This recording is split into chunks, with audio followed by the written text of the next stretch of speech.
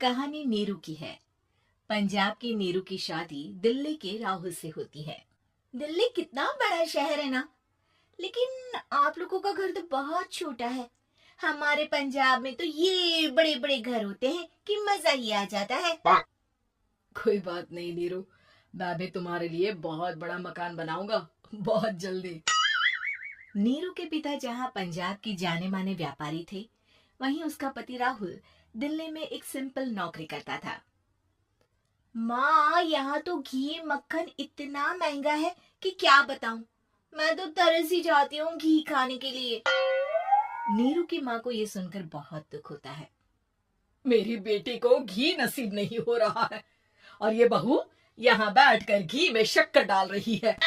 देख वनिता, मैं साफ कह रही हूँ, इस घर में जितना घी आएगा उतना ही मेरी बेटी के घर दिल्ली भी जाएगा। अरे, ये क्या बात होती है माँ जी? बेटे का उतना ही करो जो अच्छा लगे। अब क्या मायके से घी और मक्खन तक की सप्लाई करोगी आप? हाँ, मेरी बेटी किसी चीज को तरसे मुझसे बर्दाश्त नहीं होता।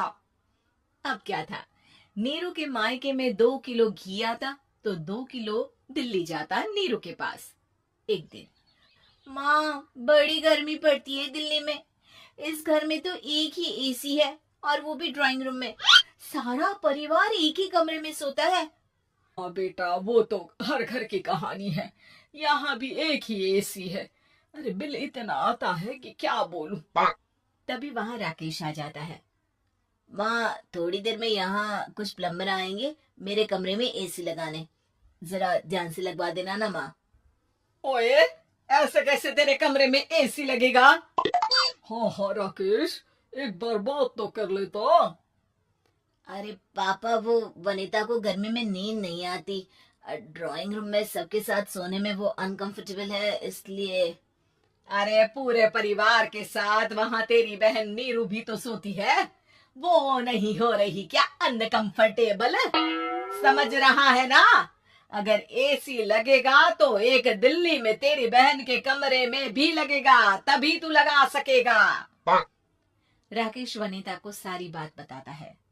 वनिता करती भी क्या, मन मार कर बैठ जाती है। माँ, ये लोग ठीक नहीं है, क्या करूं मैं? अरे बेटी, यहाँ आ जा, तू यहाँ आकर रह ले। अरे छोड़ दे ऐसे पति को। कैसे छोड़ दूं माँ?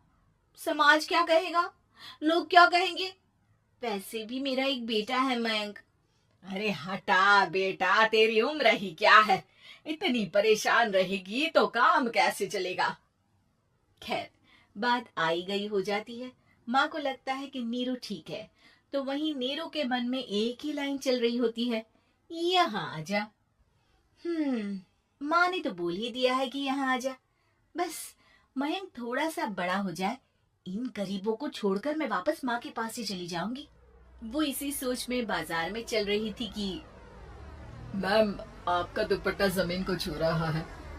नीरू जैसे ही उस लड़के की तरफ देखती है, देखती ही रह जाती है। हाय रे, कितना सुंदर लड़का है ये। क्या हुआ? मैंने कहा आपका दुपट्टा। तो खुद ही उठाकर दे दो ना। लड़का समझ जाता है कि नीरू उस पर फिदा हो चुकी है। वो उससे उसका नंबर लेकर चला जाता है। अब क्या था, नीरू और रोहित में लगातार बातें होने लगती हैं। मैं हरियाणा का रहने वाला हूँ, यहाँ एक बड़ी कंपनी का मैनेजर हूँ। अच्छा, और कितने बच्चे हैं तुम्हारे? बच्चे? अरे मेरी तो शादी भी नहीं हुई है। तुम बताओ, शादी करोगी? नीरू शर्मा जाती है। अब लेकिन मैं तो पहले से ही शादीशुदा हूँ। मुझे फर्क नहीं पड़ता, बस तुम शादी कर लो, भाग चलते हैं। बहुत पैसे वाला हूं मैं, हमेशा खुश रखूंगा तुम्हें।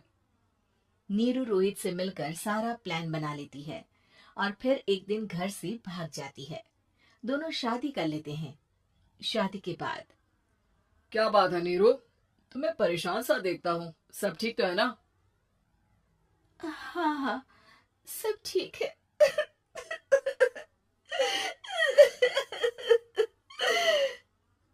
ये कहते कहते ही वो रोने लगती है। अरे क्या हो गया, रो क्यों रही हो? मैंने तुमसे एक बात छुपाई है। और वही बात अब मुझे परेशान कर रही है। रोहित, मेरा एक बेटा भी है, उसका नाम मयंक है। क्या बात कर रही हो? ये तुमने मुझे पहले क्यों नहीं बताया? देखो नीरू, मेरी माँ को मैंने ये नहीं बताया है कि तुम शादीशुदा हो। बच्चा मैं मैनेज नहीं कर पाऊंगा। नीरू को समझ में नहीं आता कि वो क्या करे। तुम उस बच्चे को अपनी माँ को क्यों नहीं दे देती? नीरू चुपके से माँ को फोन करती है। माँ, क्या मयंक को तुम रख सकती हो? बेटा, मैं राकेश के साथ बात करती हूँ। आखिर घर का बेटा वही है, जो वो बोलेगा। वैसे भी बेटा, तूने जो किया है ना, उसके बाद से पूरा घर तेरी बुराई कर रहा है। मैं भी अब किसी से तेरे लिए लड़ नहीं सकती।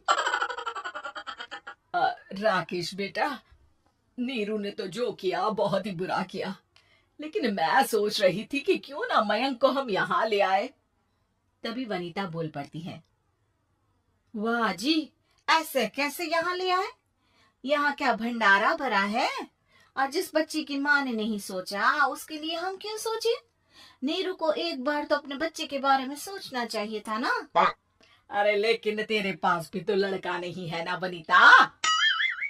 माँ, वनीता ठीक बोल रही है। कल को वो बड़ा होकर इसी घर का हिस्सा मांगेगा तो हम क्या करेंगे? माँ कहती भी तो क्या, वो चुप रह जाती है। वही नीरू का पहला पति कहता है। माँ, अगर आज भी वो वापस आ जाए तो मैं उसे माफ कर दूंगा। बेटा, गरीबी चीज ही ऐसी है, क्या करेगा? तू तो अब मयंक का सोच। वो बेचारा तो बिना माँ का हो गया। मयंक के खातिर तू दूसरी शादी कर ले बेटा। लोगों के लाख समझाने के बाद नीरू के पहले पति की शादी रिद्धि से हो जाती है, जिसके पहले पति से 2 बच्चे होते हैं। देखो जी, मैंने शादी सिर्फ बच्चे के खातिर की है। मैंने भी शादी सिर्फ बच्चों के खातिर की है। वहीं नीरू के दूसरे पति के मन में ये बात घर कर जाती है कि नीरू एक मासूम बच्चे को उसके खातिर छोड़ कर आई है। अब देखो नीरू, मुझे लगता है कि जो औरत अपनी कोख का बच्चा छोड़ सकती है, वो तो कुछ भी कर सकती है। कल को तुम्हें मुझसे अच्छा कोई मिल गया तो तुम तो मुझे भी बाय बाय कर दोगी ना। नीरू को अब उसका दूसरा पति ताने देना शुरू कर देता है। तंग आकर नीरू उसके यहाँ से भागकर अपने पहले पति के पास चली जाती है, लेकिन ससुराल में क्या लेने आई है नीरू, मयंक को? नहीं नहीं सासू माँ, मुझसे गलती हो गई, मुझे माफ कर दीजिए। नीरू, अब वक्त खत्म हो गया है, मेरी शादी हो चुकी है। तो छोड़ दो ना उसे, हमारा बच्चा है। मैं आपको अपनी माँ नहीं मानता, मेरी नहीं मान तो बात अच्छी है। नीरू मयंक की बात सुनकर समझ जाती है कि उसके पास अब ना आसमान रहा ना ही जमीन।